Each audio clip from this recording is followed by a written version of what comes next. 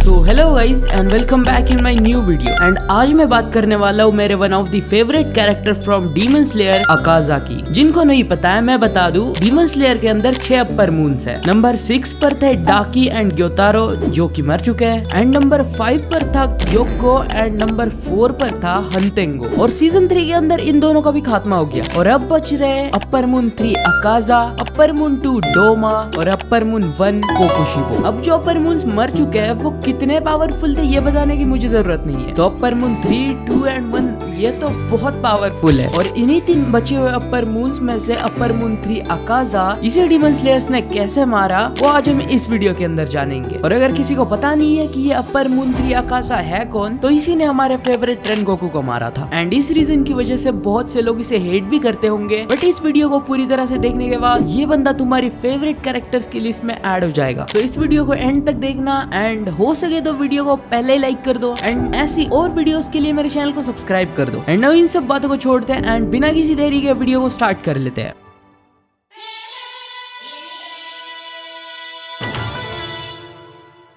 तो अकाजा का and infinity castle arc के अंदर हुआ था। एंड इन्फिनिटी कैसल आर्क के एकदम स्टार्ट में सभी डीमन स्लेयर्स एक दूसरे से बिछड़ गए थे और वो बिछड़े क्यों थे वो लंबी कहानी है, वो छोड़ो। लेकिन किस्मत से तांजीरो और ग्यू वो एक साथ मिल जाते हैं और इन्फिनिटी कैसल के अंदर उन दोनों का सामना होता है अपर मून 3 अकाजा से। और जिन्हें पता है तांजीरो को रेनगोकू की डेथ का बदला भी लेना है अकाजा से। और जब अकाजा रेनगोकू को मार के भाग रहा था बिकॉज ऑफ सनलाइट, तांजीरो ने उसे भगोड़ा और डरपोक बोला था। तो अकाजा को उस बात का तो गुस्सा था ही एंड इन रीजंस की वजह से ये दोनों जैसे ही एक दूसरे को देखते हैं ये अटैक कर देते हैं एक दूसरे पर। लेकिन अकाजा को आइडिया ही नहीं था कि तांजीरो पिछली बार से कितना पावरफुल बन चुका है। And this point of time तक तांजीरो अपने डीमन स्लेयर मार्क को कॉन्शियसली यूज कर सकता था। और डीमन स्लेयर मार्क क्या है? बेसिकली ये एक डीमन स्लेयर की स्ट्रेंथ एंड उसका स्टेमिना वगैरह, मतलब उसकी पावर को इंक्रीज करता है बेसिकली, इतना ध्यान में रखो। एंड इस डीमन स्लेयर मार्क को एक्टिवेट करने के बाद तांजीरो की स्पीड एंड स्टेमिना इतना बढ़ जाता है कि वो अकाजा के अटैक को आराम से डॉज कर लेता है और साथ ही में अपने अटैक के साथ उसे डैमेज कर देता है। और अकाजा को हिट करने के बाद तांजीरो का थोड़ा सा कॉन्फिडेंस बढ़ रहा था कि हाँ मैं भी इसे मार सकता हूँ। एंड देन वो डिसाइड करता है इस बार तो हाथ काटा है, नेक्स्ट टाइम इसकी गर्दन काटनी है मुझे। बट तांजीरो इतना सोचता ही है कि अकाजा अचानक से उस पर अटैक कर देता है और ऑलमोस्ट तांजीरो की नेक को उसने तोड़ ही दिया था। बट अगेन तांजीरो उसके अटैक को डॉज करके इस बार उसके चेहरे पर डैमेज कर देता है। और ऐसी स्पीड देखकर अकाजा भी शॉक हो जाता है। और हम भूल रहे वहाँ पर अकाजा के अलावा भी एक बंदा था ग्यू। वो बंदा तक शॉक में होता है और वो यही सोच रहा होता है कि तांजीरो की स्किल्स पहले से कितनी स्ट्रॉन्ग हो चुकी है। और दूसरी तरफ हमारा तांजीरो जिसके 2 अटैक्स में ही पसीने छूट गए थे। एंड ग्यू बोलता भी है कि तांजीरो की स्किल्स अब एक हाशिरा लेवल तक पहुंच चुकी है बिकॉज ग्यू ने तो अभी अकाजा पर अटैक तक करना शुरू नहीं करा था। तांजीरो अकेला अपर मून 3 को संभाल रहा था जो कि बहुत बड़ी बात है। एंड तांजीरो की स्किल्स को देखकर ग्यू को वो पुरानी यादें याद आने लगती है। जब वो तांजीरो से मिला था तब तांजीरो कहाँ पर था और वो अब कहाँ तक पहुंच चुका है सिर्फ और सिर्फ अपनी बहन के लिए। और ग्यू तो छोड़ो, अकाजा तक तांजीरो की तारीफ करता है। वो बोलता है उस दिन रेनगोकू ने सही बोला था कि ये बच्चा वीक नहीं है, इसे वीक बोलकर इसकी इंसल्ट मत करो तुम, और तुम सच्ची में वीक नहीं हो और इसी वजह से मैं तुम्हारी रिस्पेक्ट भी करता हूँ। देन वो अपने डीमन आर्ट का यूज करके ये क्लियर कर देता है अब टाइम में सीरियस होने का। एंड अब हम ये भी देखते हैं कि ग्यू भी फाइट के अंदर शामिल हो चुका है अपनी वाटर ब्रीदिंग के साथ। जबकि वो अकाजा के अगेंस्ट अपने वाटर ब्रीदिंग के 11th फॉर्म को यूज करता है, अकाजा काफी सरप्राइज हो जाता है क्योंकि आज से पहले उसने ऐसी टेक्निक कभी नहीं देखी थी और देखेगा भी कैसे। वाटर ब्रीदिंग का 11th फॉर्म ग्यू ने खुद से क्रिएट करा है। इसी के चलते तांजीरो भी मौके पर चौका मारने जाता है और अकाजा पर एक स्नीक अटैक करता है। बट तुरंत अकाजा न जाने उसके सामने से डिसअपियर हो जाता है। एंड कुछ मिली सेकेंड्स के अंदर तांजीरो रियलाइज करता है कि अकाजा उसके पीछे आ चुका है और उस पर अटैक करने वाला है। बट होपफुली वहाँ पर ग्यू तांजीरो को बचा लेता है। और अब जब ग्यू एंड अकाजा फाइट कर रहे हैं तब तांजीरो अकाजा के पैर पर अटैक करने की कोशिश करता है और जवाब में अकाजा भी तांजीरो पर बहुत तगड़ी किक स्विंग करता है। बट तांजीरो अपनी स्वॉर्ड की मदद से जैसे जैसे उस किक को डॉज कर लेता है। बट स्टिल तांजीरो को बहुत तगड़ा डैमेज मिलता है। उसके लिटरली नाक से खून आना स्टार्ट हो जाता है और इतनी ज्यादा पावर, इतनी ज्यादा स्ट्रेंथ को देख के तांजीरो भी सरप्राइज हो जाता है। और जैसे हमें पता है अकाजा को स्ट्रॉन्ग अपोनेंट्स पसंद है और वो हमेशा उनसे उनके नाम पूछता है। जैसे उसने रेनगोकू से पूछा था ऑब्वियसली, और अकाजा ग्यू से भी उसका नाम पूछता है। बट हमारा ग्यू वो एक डीमन को अपना नाम बताने से साफ इनकार कर देता है बंदा। लेकिन अकाजा हंसते हंसते कहता है मत बता, मैं तो पूछता रहूंगा, मेरी मर्जी। एंड देन अकाजा ग्यू को भी बहुत तगड़ी किक मारता है एंड ग्यू भी इस किक को डॉज तो कर लेता है, लेकिन इस किक के अंदर इतनी ज्यादा पावर थी कि ग्यू 2-3 दीवारों को तोड़ के उनके पार जाके गिरता है। और ये सब देखकर तांजीरो जोर से चिल्लाता है ग्यू सन। एंड एट दिस पॉइंट अकाजा को ग्यू का नाम भी पता चल गया था। बट प्रॉब्लम उसका नाम पता चलने में नहीं, ये प्रॉब्लम ये है कि तांजीरो को अब अकाजा को अकेले संभालना था। देन उनकी फाइट स्टार्ट होती है और तांजीरो अकाजा के साथ अच्छा खासा कीप अप कर पा रहा था। इसलिए अकाजा तांजीरो को एक्नॉलेज करते हुए बोलता है मान गया तेरी मूवमेंट्स को भाई मैं, लगता है तूने बहुत ज्यादा ट्रेनिंग करी है इस छोटे से टाइम के अंदर। एंड वो ये भी बोलता है कि रेनगोकू ने बहुत अच्छा काम किया, उस रात तुम कुछ भी नहीं थे, बस जमीन पर पड़े हुए एक वीकलिंग थे, लेकिन अब देखो तुम्हें, तुम्हारी इतनी ज्यादा ग्रोथ देखकर तो मेरी आंखें बाहर निकल आई। लेकिन अब तक सब कुछ ठीक चल रहा था। अकाजा सभी से ऐसी ही बातें करता है, लेकिन अकाजा अब तांजीरो से ये कहता है कि मुझे खुशी है कि उस रात रेनगोकू मर गया, क्योंकि मुझे नहीं लगता कि वो जितना स्ट्रॉन्ग उस रात था उससे ज्यादा वो स्ट्रॉन्ग कभी बन पाता, बिकॉज ऑफ हिज विजन जो कि इस वर्ल्ड को लेकर थे, जिसकी वजह से वो कभी डीमन नहीं बनता, हमेशा एक इंसान बन के रहना चाहता था। और ये बातें सुनकर तांजीरो की लिटरली सटक जाती है। वो अकाजा से कहता है रेनगोकू के बारे में बोलने की हिम्मत भी मत करना। एंड इसके भी रिप्लाई में अकाजा बोलता है क्यों, क्या हो गया, मैं तो तुम लोगों को प्रेज कर रहा हूँ, तुम लोगों की बड़ाई कर रहा हूँ, क्योंकि अकाजा के अकॉर्डिंग ये नेचर का लॉ है कि वीक लोगों को डिसअपीयर हो जाना चाहिए, जिस बात से तांजीरो बिल्कुल इनकार करता है और अकाजा के सामने एक एग्जाम्पल रखता है कि जो न्यूबॉर्न बेबीज होते हैं वो तो सबसे वीक होते हैं, अगर उन्हें प्रोटेक्ट करने वाला कोई नहीं होगा तो वो जिएंगे कैसे और स्ट्रॉन्ग कैसे बनेंगे। एंड तांजीरो के according the law of nature ये है कि जो स्ट्रॉन्ग है उन्हें अपने से वीक लोगों को बचाना चाहिए, और जो वीक है उन्हें और स्ट्रॉन्ग बनकर अपने से वीक लोगों को बचाना चाहिए। और ये बात बोलकर वो अकाजा की थिंकिंग को बिल्कुल बकवास बोल देता है। एंड इस बात की वजह से अकाजा को बहुत ज्यादा गुस्सा आ जाता है, लेकिन अकाजा को एक बात समझ नहीं आ रही थी कि उसे इतना गुस्सा आ क्यों रहा है, वो भी तांजीरो की ऐसी बकवास पर जिस पर वो भरोसा भी नहीं करता है। एट द स्टार्ट उसे ऐसा लग रहा था कि तांजीरो वीक है, इसलिए उसे तांजीरो से चिढ़ मच रही है, लेकिन अभी भी जब वो पहले से बहुत ज्यादा स्ट्रॉन्ग है, मुझसे इसकी शक्ल बर्दाश्त नहीं हो रही है। और तभी हम अकाजा के पीछे से एक हाथ आते हुए देखते हैं जो कि किसी इंसान का था, और वो तांजीरो जैसा ही कुछ तो सिमिलर अकाजा से कह रहा था। और जब अकाजा उसका हाथ ऐसे झटक के पीछे देखता है, वहाँ पर कोई नहीं था, बिकॉज ये सब अकाजा की इमेजिनेशन थी, उसे हेलुसिनेशंस हो रहे थे, बिकॉज ये उसकी पास्ट की मेमोरीज थी। एंड अकाजा को ऐसे हवा में हाथ घुमाते हुए देखकर तांजीरो भी सोचने लग जाता है ये ऐसे हवा में क्यों हाथ मारे जा रहा है। और अब अकाजा तांजीरो पर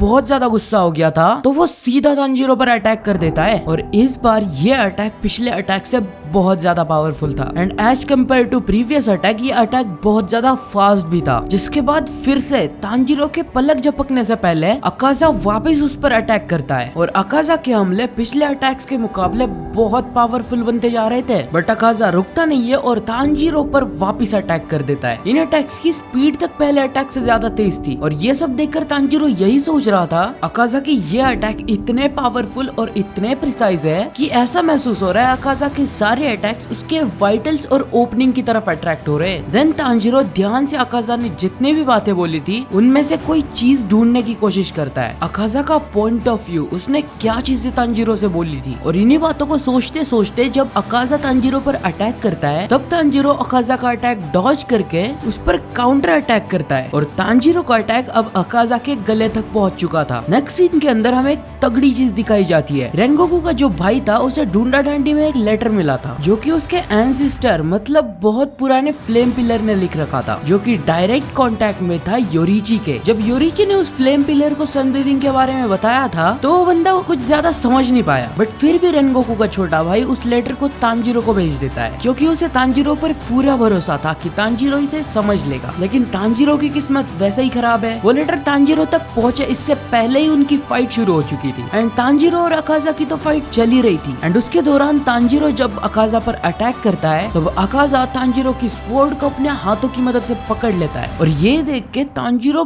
बहुत टेंशन में आ जाता है क्योंकि अकाजा के अंदर इतनी ताकत तो है कि वो जब चाहे उस ब्लेड को आराम से तोड़ सकता है। और अब जब तांजीरो के पास कोई ऑप्शन नहीं बचा था, तांजीरो लिटरली अकाजा को एक तगड़ा हेडबट मारता है और साथ ही साथ एक किक भी रख के देता है। लेकिन ये सब काफी नहीं था, खासकर अपर मंत्री अकाजा के लिए। लेकिन सही टाइम पर वहां पर एंट्री होती है हमारे गियू की एंड सरप्राइजिंगली गियू ने भी अपना डीमन स्लेयर मार्क अनलॉक कर लिया था। अब बंदा कॉन्शियसली उसे यूज कर रहा था या सबकॉन्शियसली ये नहीं बताया गया। एंड गियू ने अपने पहले अटैक में ही अकाजा को अंदाजा दिला दिया कि उस मार्क के आने की वजह से हमारी पावर में कितना डिफरेंस आ जाता है। एंड नाउ अब उन दोनों की फाइट शुरू हो गई थी। लेकिन तांजीरो इस बात को क्लियरली नोटिस कर पा रहा था कि भले ही गियू की स्पीड बढ़ चुकी है लेकिन अकाजा भी अपनी स्पीड को इमीडिएटली बढ़ा लेता है और अगर ये बैटल ऐसे ही चलता रहा तो एट द एंड ह्यूमन ही हारेगा। और ऊपर से उन्हें इस फाइट के बाद मुजान से भी फाइट करनी है जो कि उनका मेन गोल है, इसलिए वो सारा टाइम और अपनी सारी एनर्जी यहाँ पर वेस्ट नहीं कर सकते थे, जिस वजह से वो शांत हो जाता है और ध्यान से सोचता है कि अकाजा के अटैक्स इतने प्रिसाइज कैसे है। तब जाके उसे याद आता है कि अकाजा हमेशा बैटल स्पिरिट की बात करता रहता है और ऐसा ही कुछ सिमिलर उसने इनोस्के से भी सुना था और इनोस्के ने उसे इस चीज की वीकनेस भी बताई थी कि अगर तुम पर अटैक करने वाले का कोई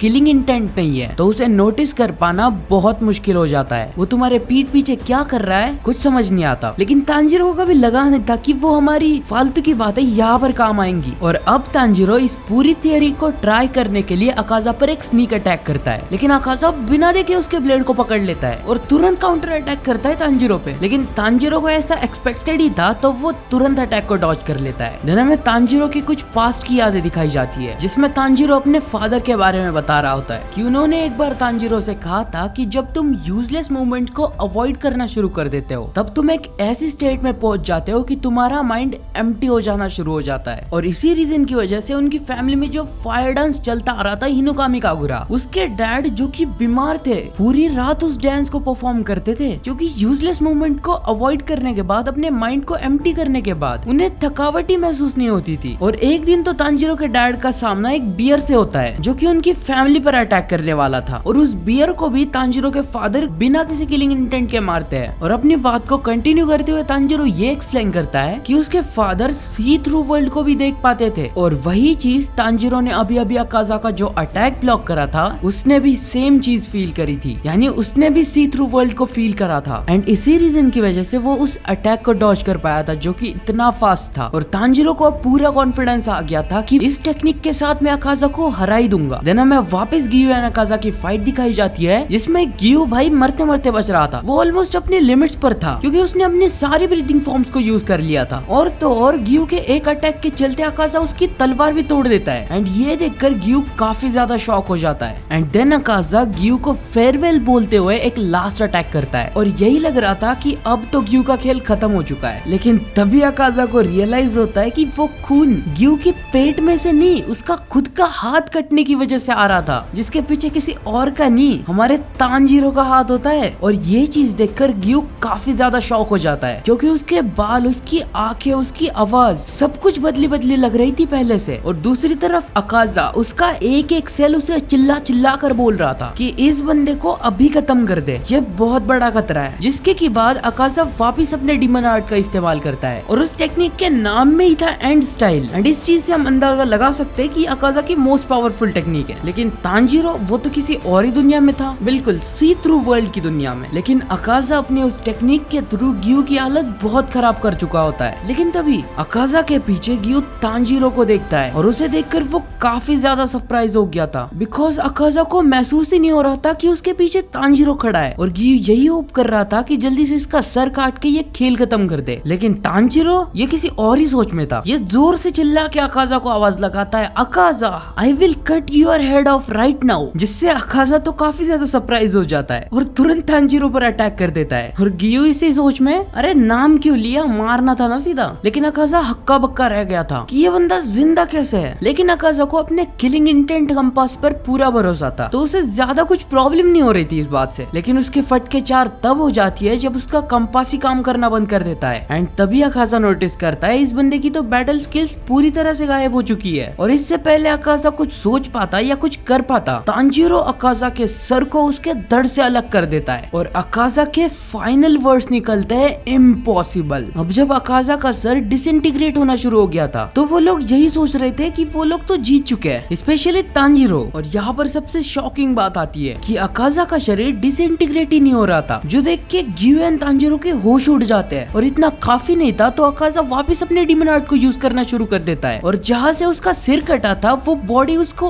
अजीब तरीके से सील कर लेती है। And at this point Tanjiro और सी थ्रू वर्ल्ड और डीमन स्लेयर मार्क को यूज कर अपने लिमिट्स पर था, तो वो अकाजा के सिंपल अटैक्स को तक डॉज नहीं कर पा रहा था। अब ये सब देखकर तांजीरो बस एक ही बात सोच रहा था, नॉर्मली तो डीमंस का सर कटने के बाद वो मर जाते हैं और ऐसा सिर्फ एक बंदा है जिस पर ये रूल अप्लाई नहीं होता, जो कि है मुजान माइकल जैक्सन। और ऐसा कर अकाजा लिटरली मुजान की बराबरी कर रहा था और इसके आगे तांजीरो कुछ सोच ही नहीं पाता है और वहीं पर बेहोश हो जाता है। और अब सारी जिम्मेदारी ग्यू पर आ जाती है और वो तुरंत ही वाटर ब्रीदिंग को यूज करके अकाजा की बॉडी पर कई सारे स्लैशेस मारता है, लेकिन अकाजा इस स्टेट में भी तुरंत रीजनरेट हो रहा था एंड समहाउ वो बॉडी अभी भी तांजीरो की तरफ अट्रैक्ट हो रही थी उसे खत्म करने के लिए। लेकिन तभी एक छोटी सी बच्ची उस बॉडी को रोकती है और रोते हुए ये सब कुछ बंद करने के लिए बोलती है, बट अकाजा कहता है आई कैंट, मुझे इन लोगों को मारना ही पड़ेगा। और उसके पावर हंग्रीनेस का रीजन ये था कि उसे किसी चीज को वापस लाना था और वो चीज क्या है वो जानने के लिए हमें अकाजा की बैक स्टोरी दिखाई जाती है, जहाँ पर एक बच्चे को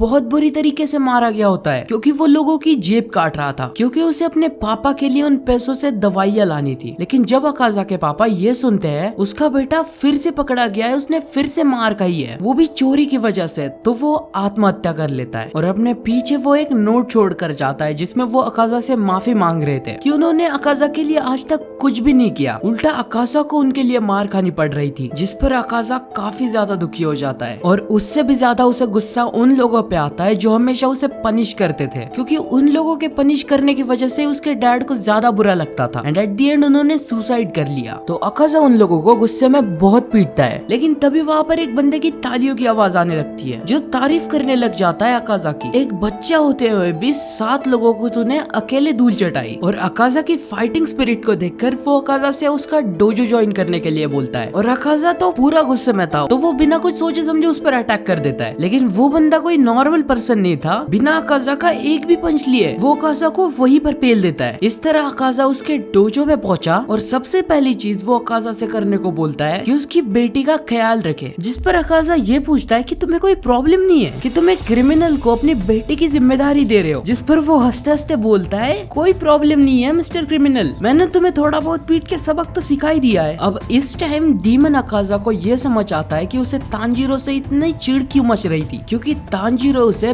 बार बार इसी बंदे की याद दिला रहा था। इसके बाद जब ह्यूमन अकाजा उस बंदे की डॉटर से मिलता है, सबसे पहली बात वो बहुत सुंदर थी, जिसकी वजह से हमारा लोंडा थोड़ा सा उसके प्यार में पागल हो जाता है। और ऊपर से उस लड़की को देखकर उसे अपने डैड की भी याद आ रही थी कि कैसे वो भी कितने ज्यादा बीमार थे। और इस तरह ह्यूमन अकाजा उस लड़की की देखभाल करने लग जाता है। और एक दिन वो लड़की अकाजा से कहती है कभी कभी तुम्हें बाहर भी निकल जाना चाहिए, कभी कभी खेलने में निकल जाना चाहिए। तो अकाजा साफ मना कर देता है कि मुझे खेलने वेलने में कोई इंटरेस्ट नहीं है और तुम्हारी देखभाल करने के बाद मुझे जो फ्री टाइम मिलता है उसमें मैं ट्रेन कर लेता हूँ और उसमें मुझे कोई प्रॉब्लम भी नहीं है। जिस पर वो लड़की रिप्लाई देते हुए कहती है लेकिन कभी कभी तो कुछ अलग करना चाहिए ना, जैसे आज रात एक फायरवर्क शो होने वाला है, तुम्हें जरूर उसे देखने जाना चाहिए। जिस पर रिप्लाई देते हुए अकाजा ये कहता है चलो अगर तुम्हारी तबीयत ठीक हो गई तो मैं तुम्हें कैरी कर उस ब्रिज तक ले जाऊंगा, तो हम साथ में फायरवर्क्स देख सकते हैं। ये सुनकर वो लड़की शॉक्ड। देन इस बात को कंटिन्यू करते हुए अकाजा ये बोलता है आज नहीं हो सका तो भी ठीक है, अगले साल ना हो सका तो भी ठीक है, उसके अगले साल